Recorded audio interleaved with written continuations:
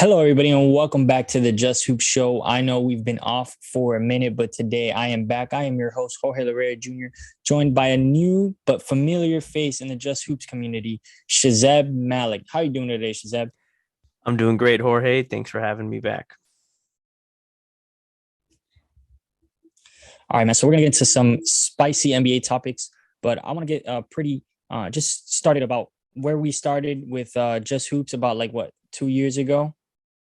So Yeah, we're the original. This is the original Just Hoops cast. The original, I guess one would say Just Hoops show is right that's here. right. This is the original cast, Shazeb Malik. So for those of you that are to the newer show and don't know, this is Shazeb. He was part of this journey and everything. I've known him for a while, and yeah, we're gonna just talk basketball, do what we do best. So getting right into it, just give me, Shazeb, I want some of your predictions coming into this next season, maybe some of your hot takes, some players, teams that you think are gonna stand out, anything of that nature. Of course. Well, first I want to say thanks for bringing me back on, Jorge. Always happy to do it. Um, and yeah, it's been a minute in this journey, and bringing it back to basics. It's just hoops. That's the spirit of this show, and it's always been that spirit. But in the spirit of just hoops, my first I definitely have a couple predictions that I'll talk about throughout the episode. But firstly, I think that the Heat are gonna bounce back big. I think that the Knicks, dare I say, are gonna go top four, top three, maybe. Um, and the Celtics will definitely bounce back into the top five. I'm not sure. I can't remember where they finished last year, but obviously they've been on the decline the past few years post Kyrie leaving, and Gordon Hayward, and obviously now Coach Brad Stevens is now the GM. He's no longer the head coach. So um, in terms of Eastern Conference, I definitely see things reshaping a little bit. Obviously, the Ben Simmons situation as it relates to Philly, we got to talk about that later. A lot of changing dynamics in East. In the West, things are kind of the same. Obviously, LA is doing their thing that they've been doing every year, where they just go out and they find every 30 year plus 30-year-old plus free agent and sign them or trade for them, and they call it a super team. Talk about that later. But I also think on the West Coast, the Suns are really going to be coming into their own. I think they're going to make a big impact on this campaign. How about you, Jorge? What's going through your head? So I think that you missed a very vital team. I think the Chicago Bulls are going to surprise a lot of people this season. I think they'll end up top four. I think they are. We'll talk about it a little bit later, but they're my underdogs in the playoffs. I think adding Lonzo Ball, a dynamic point guard who came in as pretty much a pass first, high IQ, Rajon Rondo like, then was traded to the New Orleans Pelicans and had to adjust to play more off the ball and being a shooter.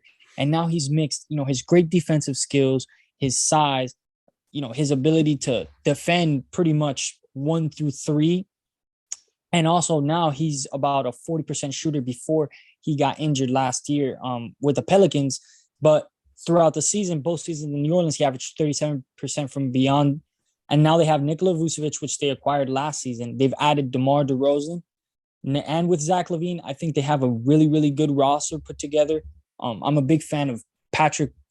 I'm going to butcher his name. No, I'm not. Patrick Williams. He's one of the young forwards that Chicago has.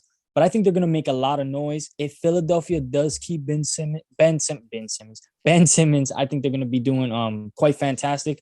And I think they'll probably be able to surprise a lot of people as compared to last year. I just think it'll be extra motivation. If they're able to keep Ben Simmons in Philadelphia, he's just going to take it to a whole nother level if he's, I wouldn't say forced, but, convinced to come back and give it another shot. And as far as the Western Conference, I think the Utah Jazz were a team that took a really bad step. I really thought when Kawhi Leonard went down in that series, if I'm not mistaken, was it game 5 or game 6 with the ACL? I really thought that Donovan Mitchell specifically would really step up in those games, and so would the rest of the troops, and you'll be able to rally in that series, go to the Western Conference Finals, and who knows what could have happened between the Jazz and the Suns, which is a series that I personally wanted to see. So it's going to be interesting to see those two teams. And then as far as a player that I want everybody to watch this year, and of course this is a little bit of bias, but I think Tyler Hero has shown a lot of promise in this preseason. If I'm not mistaken, he's averaging well over 20 points a game. He's averaging about 5 to 6 assists, and he's shooting some pretty good splits. So I'm liking what I'm seeing from Tyler Hero from a perspective of coming off the bench as a six man, being a playmaker, and of course, working on his offensive game and being more consistent on the scoring end, which is something that he lacked last year. And it's what we wanted to see in the bubble. Yeah, I mean, I agree with a lot of what you said, specifically on the Miami Heat. I've also felt that Tyler Hero is going to play a major role in this campaign. I think last year he really stepped down from where he was 2 years ago, where he was really carrying the offensive load of the Miami Heat, along with obviously Jimmy Butler and our guy Duncan Robinson. Sorry, that name almost escaped me, but cannot forget Duncan and his wonderful play as a solid 3-and-D player. But him too, he kind of stepped down a lot this year. And I think Bam Adebayo is another good example of this, where a lot of these players, they've shown that they can play at that high caliber level. They can, whether it's getting rebounds, playing, getting baskets, making that extra pass, a fluid offense. I think the Miami Heat is a good example of this, combined with tough, hard-nosed defense by Eric Spoelstra, of course, in the driver's seat. They have been a promising team, but the past year, they really did shit the bed to some extent. And I think that this year is going to be that redemption year. And this is what we're seeing a lot of is redemption year, this arc. It's recurring throughout the league. We're seeing it with Philadelphia potentially. We're seeing it with the Brooklyn Nets. We're going to see it with the Lakers to some extent. We're going to see a lot of this. It's time to get back in blood. You know what I'm saying? Like that we're getting back in blood. That's I guess the recurring theme. That's what this year is about.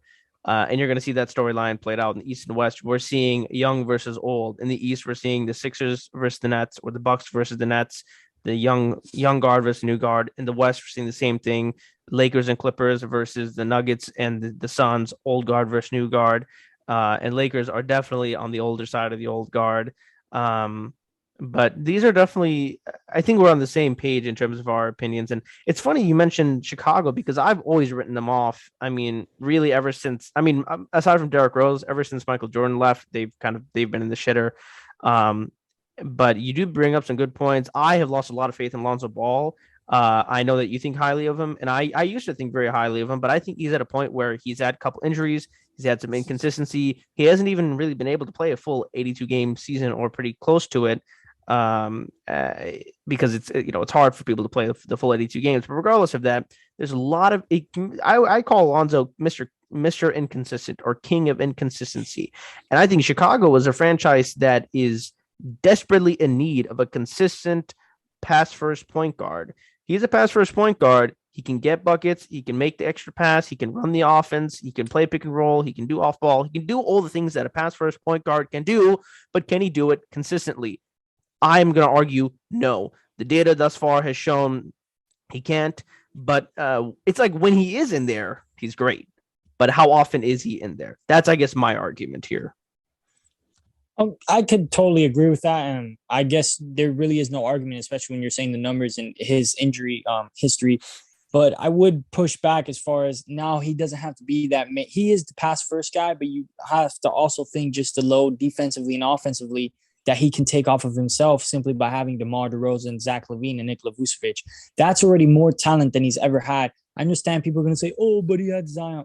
Zion is not as versatile as far as a skill set as a Nikola Vucevic, who you could say, yes, Zion Williamson is better than Nikola Vucevic. I could say Nikola Vucevic is more skilled and has more in the bag to offer than a Zion Williamson. That gives Lonzo Ball a lot to do off of pick and roll. He has a Zach LaVine next to him, and of course DeMar DeRozan, who doesn't shoot a lot of threes. But the whole mix of how the four of them will fit in a lineup is obviously showing defensively that they will be extremely improved.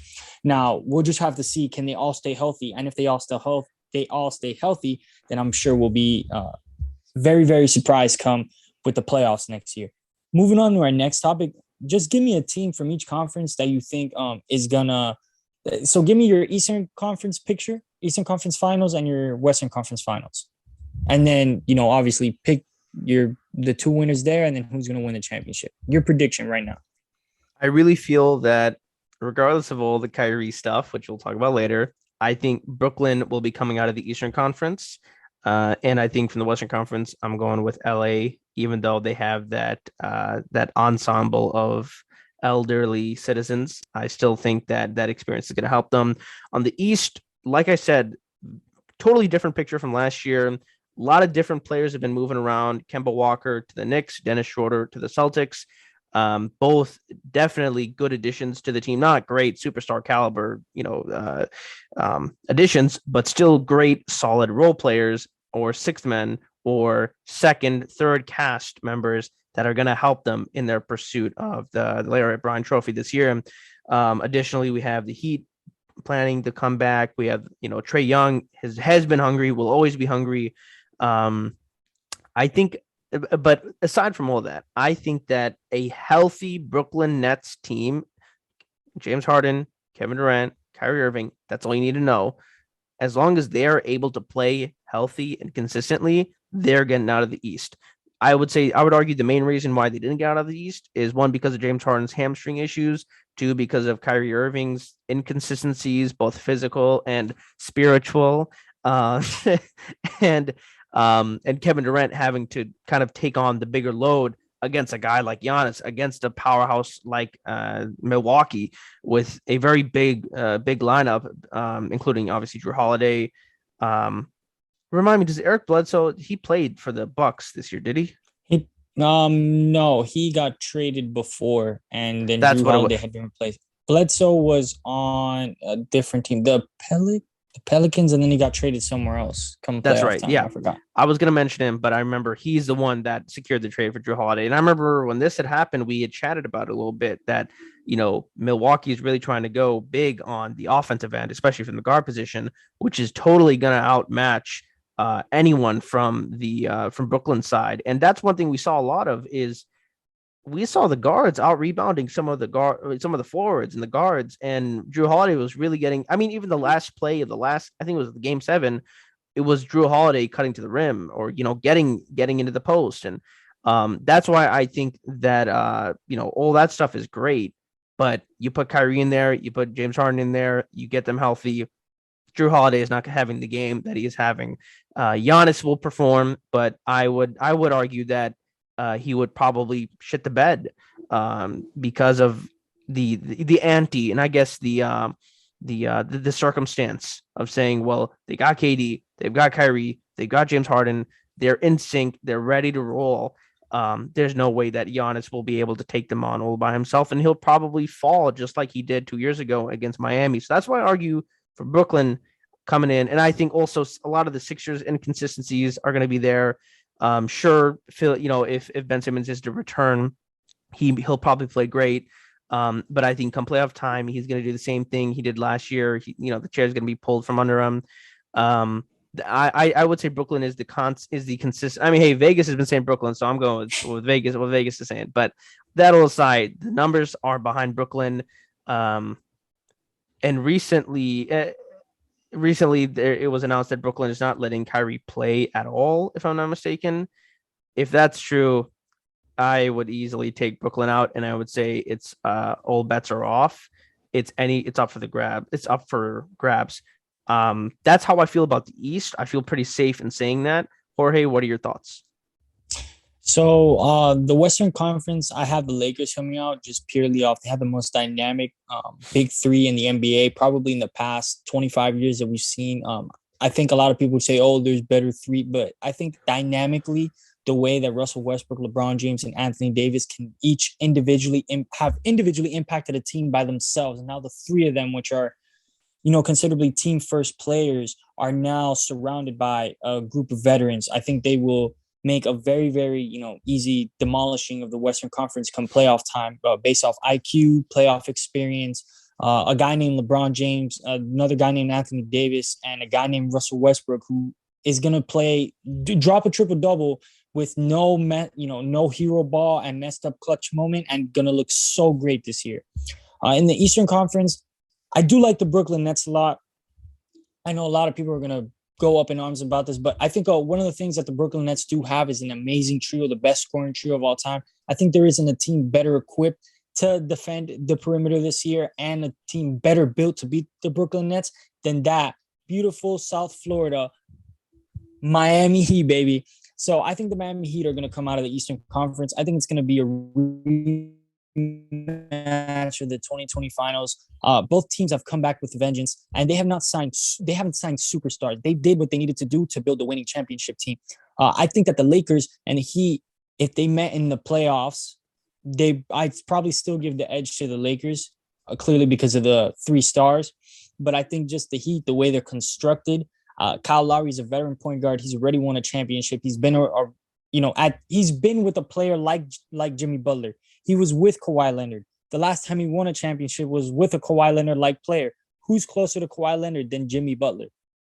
You have Bam Adebayo, a young center who should probably be playing the 4 at a 6'9", and he's now a 245 with muscles, and he's also a Defensive Player of the Year candidate.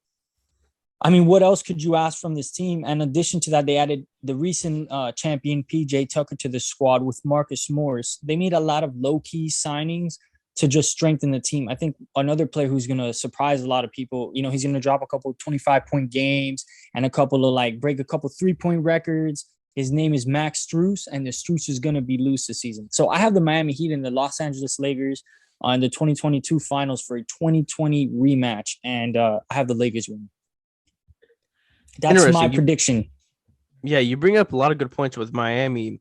Kyle Lowry is definitely going to play well. I missed go ahead. Just to add this, and I forget because since he's not starting the season, I keep forgetting Victor Oladipo is on the team.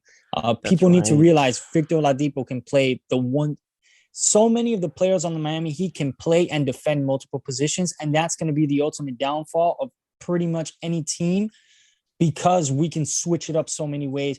We can play so many people in so many different positions. I think that's the versatility that Miami has, the Heat culture, Eric Spoelstra, Pat Riley. We're going to be a problem for any team that we play. In a 7-game series, nobody's built for a 7-game series like we are, other than the Los Angeles Lakers. Right. That's a very good point. And I really like how you said that they got a lot of low-key signings. I think there's 2 ways you can go about free agency and pursuing the chip. You can either try to land as many these superstar signings like Brooklyn did and have at least a mediocre average supporting cast, or you can do something like Miami where these are kind of like more average players, but you have more players. It's kind of like, do you want to do more reps or more sets? And obviously Brooklyn is out here doing 3. They want 3 big reps, whereas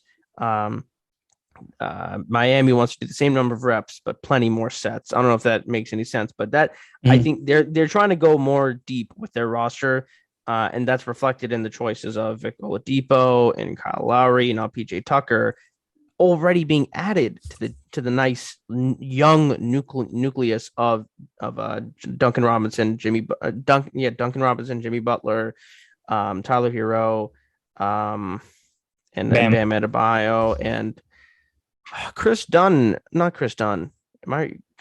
He doesn't. Kendrick Nunn is with the Lakers now. Sorry, yeah, that's right. Because Kendrick Nunn, Kendrick Nunn is in LA now. Goran, I believe Goran is still with Miami. No, he was included in the Kyle Lowry deal with Precious Achiuwa. Yeah, the Miami Heat have a really, really deep team. That's why I was saying that a multitude of positions: Victor Oladipo, Tyler Hero, Jimmy Butler. I like this retooled roster way more than last year's roster, personally. 1,000 times. You know me, I'm a very big defensive person. I think that defense wins championships. Shout out to Chris Mullin. He said it best. It starts on the defensive end, and that's what I think that Brooklyn is lacking is the depth. I think every team is lacking depth except for, of course, the Los Angeles Lakers, who signed everybody and their mother on a minimum deal. But that's what you have to do. I think the Lakers and the Heat did it the best way. And the funny part is they both lost in the first round where were ridiculed all offseason. And they arguably were the 2 teams that improved themselves the best. Because if you consider Brooklyn, they re-signed Blake Griffin. Okay. They got Paul Millsap. Okay. Who else did they get? That's about it. And Cam Thomas, that they got the new rookie they signed. That's fine. Wait till the season comes, like, so it's Mm. just a thing of the two teams that retooled the most were the two teams that were ridiculed and knocked out. And also the two teams that most recently made the finals, other than obviously the Bucks and the Suns, Right, who right. That also retooled perfectly. Oh yeah, of course. That's a really good point because oftentimes when a team that has been in the finals does not return, when the incumbent loses the race, there's a lot of retooling, rethinking, and hard decisions to be made. And I agree. I think Miami did a way better job of it than LA, but I want to get your thoughts on LA and like I think it's very corny what they do every year. They just resign or trade for the same guys, and they're all 30. Like it's like the same group of like Dwight Howard, JaVale McGee, Rajon Rondo, LeBron, AD, Kuzma, maybe. And like it's just this like same team, but the players will spend a year in another team and then come back. Um, I think Russell Westbrook is different because he is a guy who has needed a good supporting cast. Um, so that he's not just doing the losing triple double where he has the 30 10 10, but he loses the game by 30. Instead he's going to have guys like I just can't believe it, he's going to have guys like LeBron and AD to back him up. Shit, like that's going to be a very hard offense to defend. If you look at the Los Angeles Lakers, up and down, of course, Anthony Davis is a person you can put on any team. He's going to bolster their chances of winning a championship by a lot. So Anthony Davis, of course, I've always said is the most important piece, but this year he's not the most important piece because he's going to have the ball much less now that Russ is on the team. And if you look at the team, players like Carmelo Anthony, Trevor Ariza, Kent Bazemore, you have players like Wayne Ellington. When he gets healthy again, Taylor Horton Tucker, Malik Monk, Kendrick Nunn, and that's about it. So I'm talking about just guards and stuff. Those players, and Wesley Matthews. What those players all have in Right. common is that they can space the floor and they can shoot. Dwight Howard, DeAndre Jordan, and JaVale McGee. No, JaVale McGee signed with the Suns, but Right. yeah. So it's DeAndre Jordan, Dwight Howard, and Anthony Davis. So that's kind of the same. Damn. They have a roster similar to the 2020 roster where they had a lot of bigs to rebound. What they were able to do with Miami, which is the problem that I think we won't run into this year if we were to face them in the finals again, is we finally have consistent bigs that could either come off the bench at some point to neutralize just the rebounding difference. Because the thing that people need to realize is not just Dwight Howard and DeAndre Jordan grabbing rebounds. It's that they're excellent at grabbing and kicking back out. They're used to that. Right. So now you're not just kicking back out to some, 30-year-old veterans. We're talking about Carmelo Anthony, Ariza. We're talking about Wayne Ellington, snipers. Wesley Matthews, a sniper. Malik Monk, and Malik Monk, he has a bunch of games where he scores 30-something points. So I think he had like 12 30-point games. If he gave the Lakers 7 of them in the playoffs, how many games is that you win? Kendrick Nunn is another streaky scorer. So I think that they build an excellent roster for what they want to do, which is win a championship. And that's why they're all on one-year deals. They're all just chipping in. LeBron James is getting older, and I think they're playing it year by year. I think that the Los Angeles Lakers are thinking to themselves, when is LeBron just going to when's the day that he just drops? So what we're going to do is we're going to sign everybody around him 1 year. So it's not like, one, they don't have the money. Now they don't have the money because Davis and Westbrook and LeBron take up like 90-something% of the money, which is why they're all signed to minimum deals. It's a win now situation. And I think it's a smart move. The thing is what's going to happen when all these players that there's not, where's the ego? Like, is everybody going to be able to drop their ego to win this championship? Because I know in the Miami Heat locker room, that's going to happen. But I don't know if in the Lakers, they have a little bit more ego problem now. They have a Westbrook ego. They have a Carmelo Anthony's always had an ego. Malik Monk has an ego. Kendrick Nunn has an ego, and that's not to say, and not in a bad way. I don't mean this in a detrimental way. These are just players who have a lot of pride in their game and they like to, get the ball and score. So it's going to be interesting. I think some of these pieces might actually end up being traded because it may or may not work. But as far as what the team is constructed as, it's a Russell Westbrook and LeBron James party house. Drive and kick all day. You're not going to do anything about it. And if we miss or we run a pick and roll, I have Anthony Davis, Dwight Howard, or DeAndre Jordan to catch a lob. And when he comes back from injury and LeBron gets off the court, I'm now throwing Taylor Horton-Tucker, who's looking like a fantastic 3-and-D player. Damn, they're good. Yeah, no, they're full deep, of bucket getters. That team is sorry, I keep cutting you off. No, you're fine. But this is my point too. I don't think that they're as deep with Miami as far as we can throw more defenders than they can. And while you have the bucket getters, they're still not superstars. So I just have to throw the stopper at you. It's not a LeBron. Malik Monk isn't LeBron. I'm throwing PJ Tucker. I don't even have to do that. I'm throwing Duncan Robinson on Malik Monk, like things like that. So there's also that part. There's not a lot of defense on the Lakers roster. That's a really good point. And a perimeter perspective too. There's a lack of defense, and there's also a lack of consistent offense on the Lakers side, meaning that if you put a guy like Duncan Robinson or Tyler Hero or Victor Oladipo on Malik Monk or was the THT Melo even, you're gonna stop him easily. And that's very problematic for the Lakers team, because obviously they're going to have Russell and LeBron, playing at that high level, but it can't just be the Russell LeBron show. I know you mentioned that it is going to be, and I agree, they're going to be doing a majority of the ball handling and the baskets. But this is the issue that they've faced in the past, where they build the team around LeBron, they build the team around AD, or they build the team, whatever it may be. And then AD goes down, they're screwed, or LeBron goes down their first year, they don't even make the playoffs. Obviously different scenarios. But at the same time, this rings true. If you build the team around 2 or 3 superstars, rather than a deeper bench like Miami, sure, you're taking a big risk here, and it might pay off. But at the same time, if one of those people go down, no one's going to step up to fill Russ Westbrook's shoes. No, like Malik Monk, you think Malik Monk's going to do that? No. Whereas with Miami, if Jimmy Butler goes down, Vic Oladipo and Kyle Lowry will be able to step up to take on that load. Obviously, they're not going to match Jimmy Butler's intensity, but they can pick up that scoring load, that 15, 20, whatever points a game it is, getting those rebounds, playing through the offense. I can easily see Kyle Lowry and Vic Oladipo as a dynamic backcourt to make up for, say, Jimmy Butler has to step out.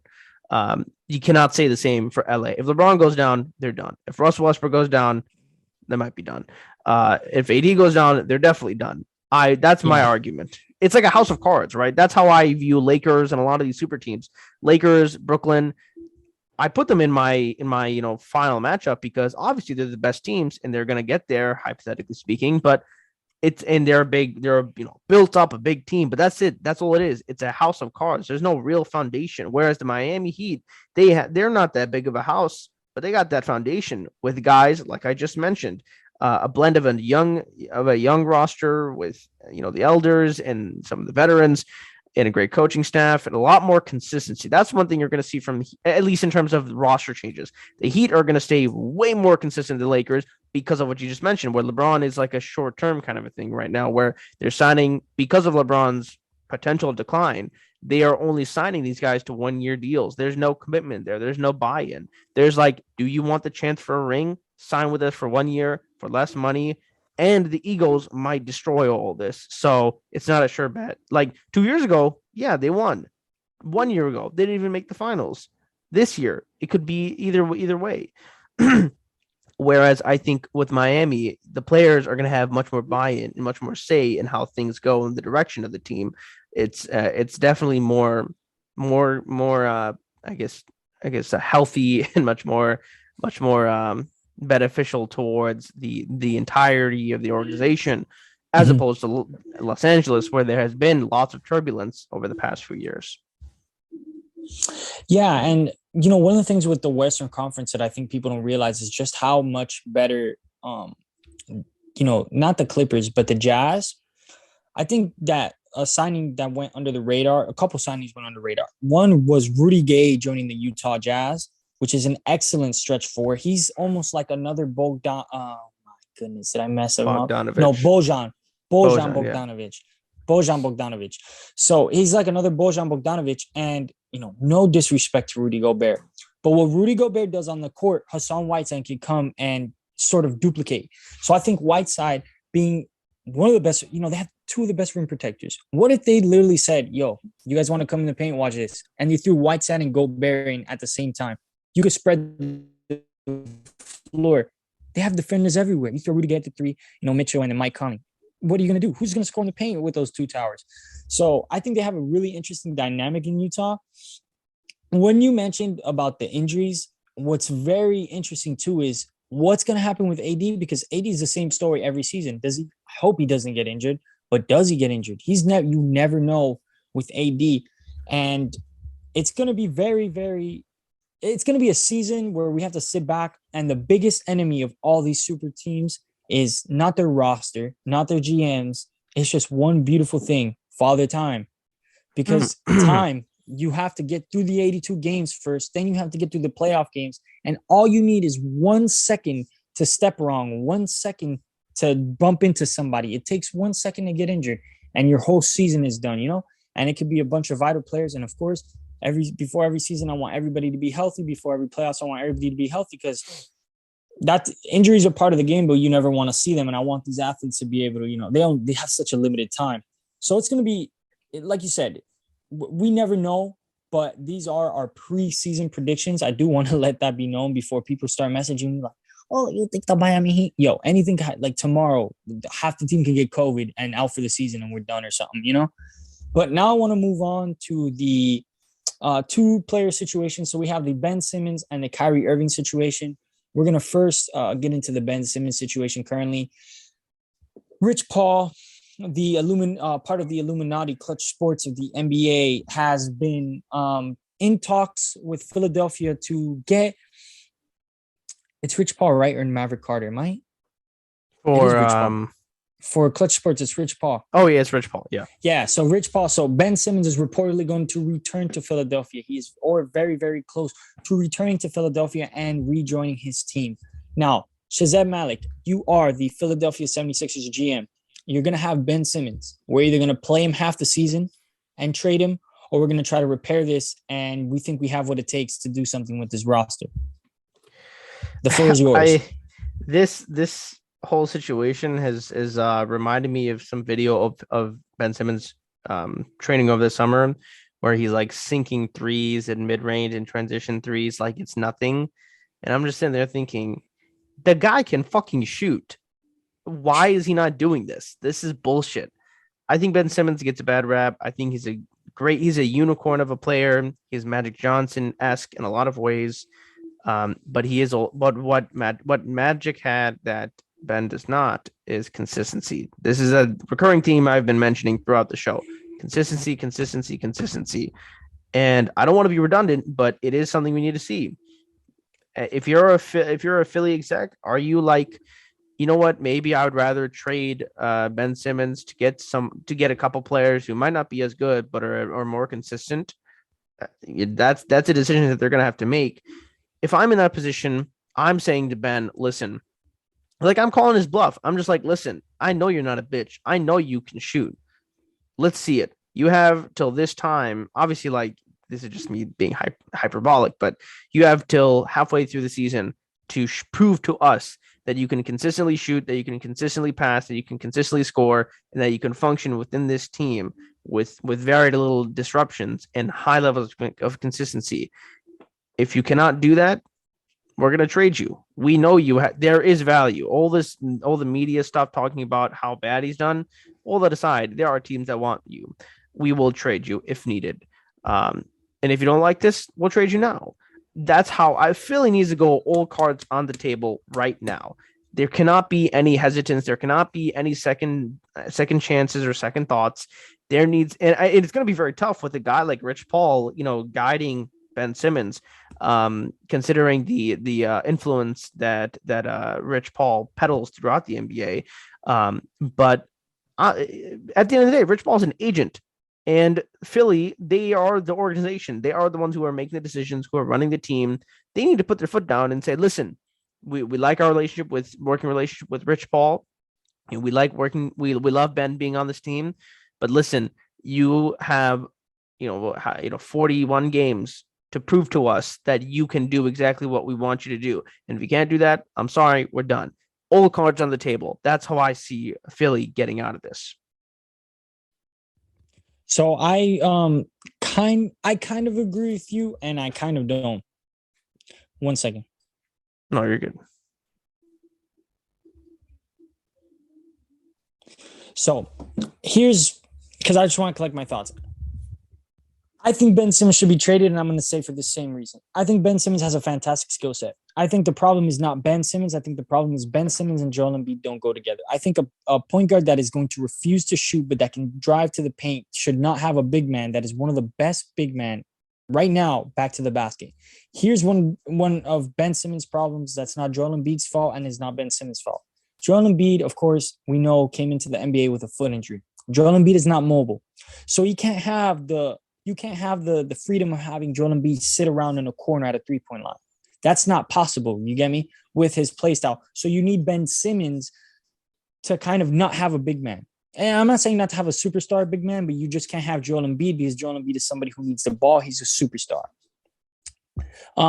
That's not a knock on either player. I just think their skill sets are so great. And defensively, I mean, oh my goodness, Ben Simmons and Joel Embiid defensively together is fantastic, and any team would like to have that. But offensively, spacing doesn't work.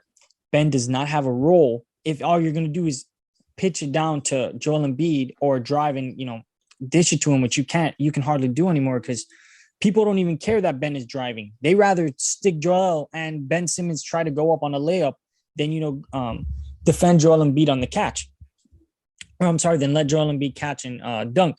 So Ben Simmons, I don't even know where you would trade him to, but I've said before, I think the only team that makes sense if Ben Simmons is in a win now situation, I think is the Golden State Warriors for players like James Wiseman and Jonathan Kuminga, maybe like the Moses Moody's of the world, players like that. But, that's about it because there's just 4 years left on the contract. The trade value isn't that high. Portland Trailblazers fans don't want him. And so, I don't think the organization would pull. And he's in a tricky situation. What do you do with a point guard that can but refuses to shoot? What do you do with that point guard that is also a defensive player of the year caliber, top 3? I think he was defensive player of the year. So my defensive player of the year for last year, Ben Simmons, can guard 1 to 5, is a playmaker, 6'10", and runs like a bulldozer down the court, can bully any point guard down in the post, yet averages 14 points a game.